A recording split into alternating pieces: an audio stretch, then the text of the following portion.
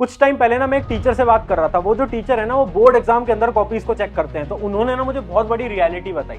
Reality ये है ना, इमेजिन करो दो स्टूडेंट है, दोनों के जो आंसर्स है ना आंसर कॉपी के अंदर सारे आंसर्स एकदम सेम है, बट एक जो स्टूडेंट है उसकी राइटिंग बहुत ज्यादा अच्छी है, जबकि जो दूसरा स्टूडेंट है उसकी राइटिंग बहुत ज्यादा बेकार है। तो 100% चांसेस हैं कि वो जो स्टूडेंट है ना जिसकी राइटिंग बहुत ज्यादा अच्छी है, उसके मार्क्स 5 से 10 नंबर ज्यादा आएंगे एज कंपेयर टू वो स्टूडेंट जिसकी राइटिंग बहुत ज्यादा बेकार है। सो हाय एवरीवन, मेरा नाम है Prashant, mentor of thousands of students. अच्छा, मुझे एक बात बहुत सच्चाई से बताना, आपने आज तक YouTube के अंदर बहुत सारी वीडियोस देखी होंगी हैंड राइटिंग को कैसे इंप्रूव करें, और आपने उन टेक्निक्स को फॉलो भी करा होगा, बट मैं आपको बताता हूँ 99% टेक्निक्स आप पे वर्क नहीं करी होंगी। ऐसा पता क्यों होता है? क्योंकि हर एक इंसान की राइटिंग अलग होती है, और YouTube पे जितनी भी वीडियोस है ना हैंड राइटिंग के ऊपर, सब में बताते हैं कि अच्छा पेन को ऐसे पकड़ो, पेन को ऐसे पकड़ो, पेन को वैसे पकड़ो, राइटिंग बदल जाएगी। ऐसा कुछ नहीं होता। अगर आप ये सोच रहे हो आज मैं भी ये बताने वाला हूं कि पेन को ऐसे पकड़ना राइटिंग अच्छी हो जाएगी, नहीं। आज हम साइकोलॉजिकल और साइंटिफिक कॉन्सेप्ट जानेंगे कि रियलिटी में क्या हम हमारी हैंड राइटिंग को इंप्रूव कर सकते हैं, और अगर हाँ तो वो क्या स्टेप्स हैं जिनको हम फॉलो करें कि अगले 7 दिन के अंदर हमारी राइटिंग बिल्कुल बदल जाए। और जब मैं बोल रहा हूं ना अगले 7 दिन, तो मतलब अगले 7 दिन, अगले 7 दिन इन स्टेप्स को फॉलो करोगे, राइटिंग एकदम चेंज हो जाएगी। और मैं बहुत सारे स्टूडेंट्स के साथ कर भी चुका हूं, और इस वीडियो के बाद आपकी राइटिंग भी बदलने वाली है। सबसे पहले जानते हैं कि 3 सबसे बड़ी मिस्टेक्स क्या हैं। अगर आपके साथ भी ये प्रॉब्लम हो रही है ना, इसका मतलब ये वीडियो आप ही के लिए है। देखो, पहली मिस्टेक बैड राइटिंग। अगर आपकी राइटिंग बहुत ज्यादा बेकार है, आज तरीका बता देंगे, टेंशन मत लो। दूसरी चीज स्लो राइटिंग, बहुत बड़ी समस्या स्लो राइटिंग। बहुत सारे स्टूडेंट्स की सबसे बड़ी प्रॉब्लम है कि भैया हम बहुत धीरे धीरे लिखते हैं, जिससे कि हमारा जो पेपर है ना वो छूट जाता है। बहुत बार आपके साथ होता होगा। तीसरी प्रॉब्लम क्या है? एग्जाम के स्टार्टिंग में अच्छा लिखते हैं बट लास्ट में बेकार। और मुझे रियलिटी बताना आज कमेंट में, क्या ये तुम करते हो या नहीं करते हो? क्योंकि मेरे स्कूल के टाइम पे ना मेरे साथ तो बहुत बार होता था। होता क्या था ना कि मैं स्टार्ट में तो बहुत धीरे धीरे लिखता था, प्यार प्यार से लिखता था, बट जैसे जैसे टाइम कम बचता जाता था ना, मेरी राइटिंग भी डॉक्टर की तरह बन जाती थी, जो कि टीचर के समझ ही नहीं आती थी, जिस वजह से मेरे बहुत बार मार्क्स कटे हैं। क्योंकि उस समय पर मुझे कोई बताने वाला नहीं था कि अच्छा तेरी ये वाली प्रॉब्लम है तो ठीक है, इसका सोल्यूशन ये होगा। क्या ये तुम्हारे साथ होता है? अगर होता है तो अभी पहले कमेंट में लिख देना, हाँ यार ये तो होता है कि हम स्टार्टिंग में बहुत अच्छा लिखते हैं बट लास्ट में जाते जाते राइटिंग बुरी हो जाती है। ये जो तीनों प्रॉब्लम है ना, इन तीनों प्रॉब्लम के आज साइंटिफिक सॉल्यूशंस जानेंगे। और इनके जो सॉल्यूशंस है ना, उनके 3 स्टेप हैं।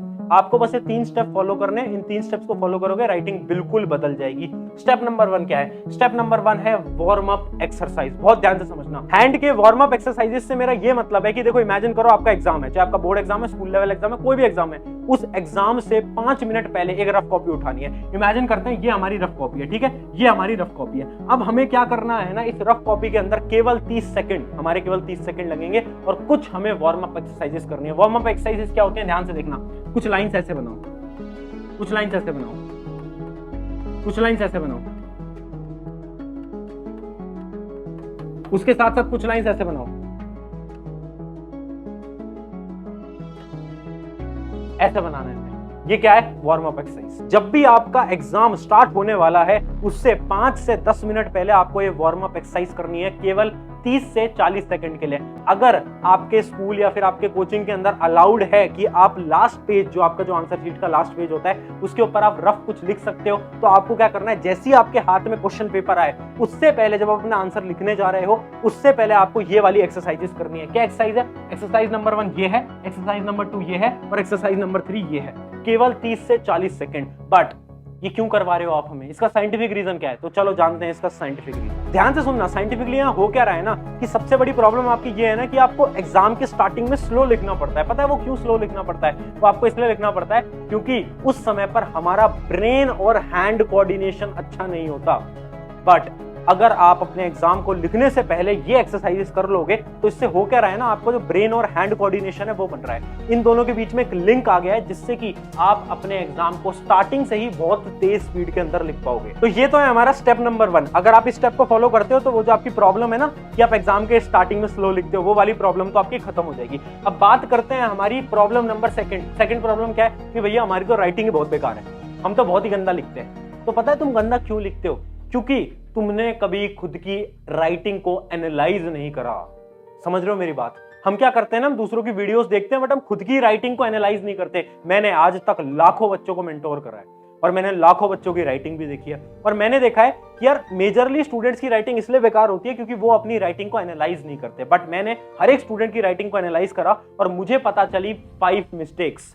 अगर आपने इन 5 गलतियों को ध्यान से देख लिया ना, तो आपकी जो बुरी राइटिंग वाली प्रॉब्लम है ना, ये ऑलमोस्ट समाप्त हो जाएगी। अब मैं क्या करूंगा ना, मैं आपको हर एक गलती समझाऊंगा और आपको रिलेट करना है, क्या आप ये गलती करते हो या नहीं करते हो। अभी आप एक नोटबुक ले आओ, जिस नोटबुक के अंदर आपने ऑलरेडी एक आंसर लिखा हो, कभी पास्ट के अंदर कोई भी आपकी नोटबुक जिसके अंदर आपने अपनी हैंड राइटिंग से कोई भी आंसर लिखा हो, सबसे पहले वो लेकर आ जाओ। अब देखो, मैं कुछ मिस्टेक्स दिखाने वाला हूं। सबसे पहली है हमारी मिस्टेक नंबर 1, और आपको रिलेट करना है अपनी राइटिंग से, क्या आप ये मिस्टेक कर रहे हो या नहीं कर रहे हो। ठीक है, शायद ऐसा हो सकता है आप इन 5 में से एक गलती कर रहे हो, 2 गलती कर रहे हो, या फिर 5वीं ही गलती कर रहे हो, ऐसा भी हो सकता है। मिस्टेक नंबर 1 क्या है? Gap between words. जैसे कि एक एग्जांपल मैंने दे दिया है, आप देख सकते हो अपनी स्क्रीन के ऊपर, यहां पर कुछ लिखा हुआ है, माय नेम इज प्रशांत। अब ये जो राइटिंग है ना, इसके अंदर मिस्टेक क्या है? इसके अंदर मिस्टेक ये है कि भाई गैप बिटवीन वर्ड बहुत ज्यादा है। देखो, ये गैप बिटवीन इतना, अब गैप इंक्रीज हो गया, अब गैप डिक्रीज हो गया। अब इससे क्या होता है ना, जब एक टीचर पढ़ने बैठता है ना, ऐसे ऐसे ऐसे ऐसे, ये जो गैप है, इससे टीचर को प्रॉब्लम होती है, जिस वजह से आपकी राइटिंग बेकार लगती है। ये जितने भी मिस्टेक्स हैं ना, इन सबके सोल्यूशन बताऊंगा लास्ट में, पर सबसे पहले आप अपनी राइटिंग को एनालाइज करो। क्या आप मिस्टेक नंबर 1 करते हो, हाँ या ना? खुद से पूछो। अगर करते हो तो ठीक है, इसका सोल्यूशन बताएंगे, नहीं करते तो अगली मिस्टेक की तरफ बढ़ते हैं। मिस्टेक नंबर 2 क्या है? बिग और स्मॉल साइज ऑफ लेटर। अब देखो, बहुत सारे स्टूडेंट्स की राइटिंग या तो ऐसी दिखती होगी, ऐसी छोटी मोटी, ये जैसे कीड़े मकोड़े से मार दिए हो, है ना, इस प्रकार से किस स्टूडेंट की राइटिंग हो सकती है। या फिर कुछ स्टूडेंट की राइटिंग ऐसी भी होती है बड़ी बड़ी। अभी शायद आपको स्क्रीन पे ज्यादा बड़ी नहीं दिख रही होगी, बट बहुत सारे स्टूडेंट बहुत बड़ा बड़ा भी लिखते हैं। तो क्या आपकी राइटिंग में प्रॉब्लम है? क्या आप बहुत ज्यादा छोटा लिखते हो, फिर आप क्या बहुत ज्यादा बड़ा लिखते हो? एनालाइज करो, हाँ या ना, खुद से पूछो। ठीक है, अब चलते हैं मिस्टेक नंबर 3 की तरफ। और ये सारी मिस्टेक्स को एनालाइज करने के बाद ना, आपको आज कमेंट में लिखना है कि आप कौन सी मिस्टेक कर रहे हो। क्या आप मिस्टेक नंबर 1 कर रहे हो, 2 कर रहे हो, 3 कर रहे हो, 4 कर रहे हो, या फिर सारी कर रहे हो, 2 या 3 कर रहे हो, 4 या 5 कर रहे हो, आप कौन सी कर रहे हो। तो देखते हैं मिस्टेक नंबर 3, थिक राइटिंग। अब बहुत सारे स्टूडेंट्स के मैंने कॉपी में देखा है कि वो ना बहुत मोटा मोटा लिखते हैं, जिसकी वजह से ना उनके कुछ वर्ड्स होते हैं ना, वो ओवरलैप कर देते हैं। जैसे कि आप यहाँ पर देख सकते हो, ये जो शब्द है समझ नहीं आ पा रहा, ये जो शब्द है ना समझ नहीं आ पा रहा। क्यों? क्योंकि राइटिंग बहुत मोटी मोटी है। मिस्टेक नंबर 4 बहुत ज्यादा कॉमन है, और मैं बहुत सारे स्टूडेंट्स को भी ये देखता हूँ करते हुए,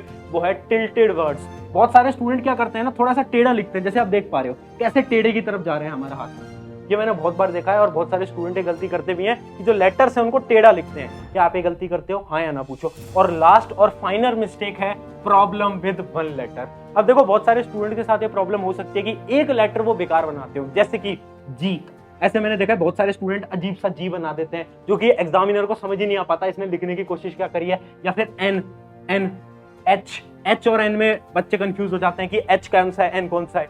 ऐसी मिस्टेक भी करते हैं, है ना, राइट। तो मैंने आपको 5 मिस्टेक बता दी। अब आप खुद की राइटिंग से एनालाइज करके पहले कमेंट में ये बताओ आप कौन सी मिस्टेक करते हो। मिस्टेक 1, 2, 3, 4, 5, या फिर सारी, या फिर कोई भी नहीं। आई होप आपने कमेंट कर दिया होगा। अब बात करते हैं इनके सोल्यूशंस की। तो देखो, हर एक प्रॉब्लम जो मैंने आपको दिखाई, मिस्टेक नंबर 1, 2, 3, 4, 5, सबके एक एक सोल्यूशन बताऊंगा। अभी हमने क्या करा, खुद की राइटिंग को एनालाइज करा। अब उस एनालिसिस की मदद से हम खुद की राइटिंग को सॉल्व करेंगे। पूरे यूट्यूब के ऊपर आपको ऐसी वीडियो नहीं मिलेगी, ये मेरी गारंटी है। देखो, पहली मिस्टेक क्या थी? मिस्टेक नंबर 1 थी गैप बिटवीन लेटर्स। मैंने आपको दिखाया था बहुत ज्यादा गैप आपके लेटर्स के बीच में अगर है तो उसका सोल्यूशन क्या है? उसका सोल्यूशन है राइट स्लोली। देखो, अगर आप बहुत ज्यादा गैप एक लेटर के बीच में छोड़ते हो ना, जैसे मैंने आपको स्टार्टिंग में एग्जांपल से समझाया था, अगर वो वाली मिस्टेक है ना, तो आपका जो ब्रेन और हैंड कोऑर्डिनेशन है ना, वो अच्छा नहीं है। तो उसके लिए आपको क्या करना है ना, कुछ दिन, अगले 7 दिन, जब भी आप कुछ भी लिख रहे हो ना, तो थोड़ा धीरे धीरे लिखो। उससे क्या होगा, आपके दिमाग और हाथ का जो कोऑर्डिनेशन है वो बनने लगेगा। अगला सोल्यूशन क्या है? अगर बेकार राइटिंग है तो बड़ा लिखो, वरना नॉर्मल। अगली जो हमारी प्रॉब्लम थी वो क्या थी? हमारी प्रॉब्लम थी कि कुछ लोग तो बहुत बड़ी बड़ी राइटिंग लिखते हैं, कुछ लोग बहुत छोटी छोटी राइटिंग लिखते हैं। तो देखो, अगर आप बहुत ज्यादा छोटी राइटिंग लिखते हो तो प्रॉब्लम है कि आप अपने पेन को थोड़े गलत तरीके से होल्ड कर रहे हो कहीं ना कहीं। तो अगर आप बहुत ज्यादा छोटा लिख रहे हो तो पेन को थोड़ा सा ध्यान से होल्ड करो। पेन को मतलब देखो कि आप किस प्रकार से होल्ड कर रहे हो। क्या आप ऐसे होल्ड कर रहे हो, बहुत आगे से तो आप होल्ड नहीं कर रहे, वो आप जरूर देखना। उसके अलावा अगर आपकी राइटिंग बहुत बेकार है ना, तो आपको क्या करना है ना, बड़ा बड़ा लिखना है। क्यों? जब हमारी राइटिंग बेकार होती है ना, तो हम बड़ा बड़ा लिखते हैं ना, तो टीचर को इजीली समझ आता है। तो अगर आपकी राइटिंग बेकार है तो आपके लिए टिप है कि आप बड़ा बड़ा लिखिए। और अगर आप बहुत छोटा छोटा लिख रहे हो, कैसे इंप्रूव करोगे? पेन को थोड़ा डिफरेंट तरीके से पकड़ने का ट्राई करना है।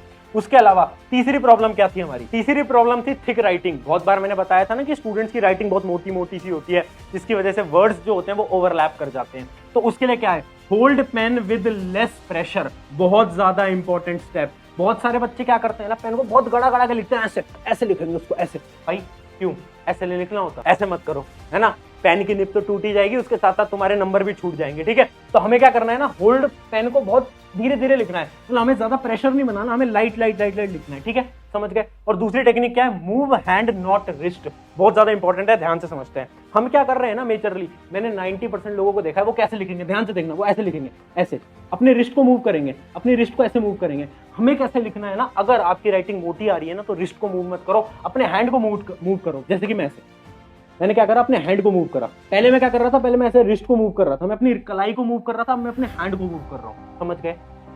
तो अगर तुम्हारी राइटिंग मोटी आती है तो इसका मतलब है कि आप अपने रिस्ट को मूव कर रहे हो, आप अपने हैंड को मूव करना स्टार्ट करो, जो राइटिंग है वो अच्छी आ जाएगी।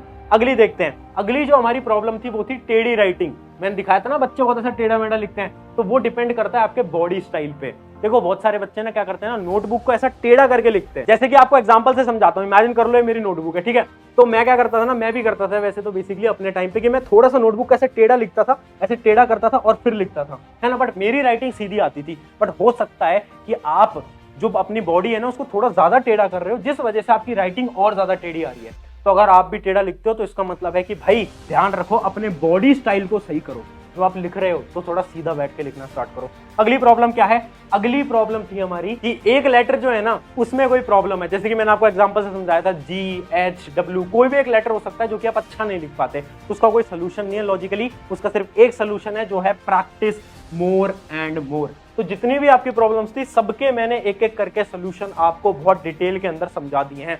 अब बात करते हैं हमारी थर्ड स्टेप के। दो स्टेप मैंने आपको बता दिया, पहले स्टेप क्या था, वार्म अप करा, दूसरे में क्या करा, हमने हमारी मिस्टेक्स को एनालाइज करा, उसका सोल्यूशन निकाला। अब स्टेप नंबर 3 है इंप्रूव स्पीड। अब हमें ना हमारी स्पीड इंक्रीज करनी है, तो स्पीड इंक्रीज करने के लिए हम एक टेक्निक को फॉलो करने वाले हैं, जो कि साइंटिफिक टेक्निक है, उसका नाम है एयर राइटिंग।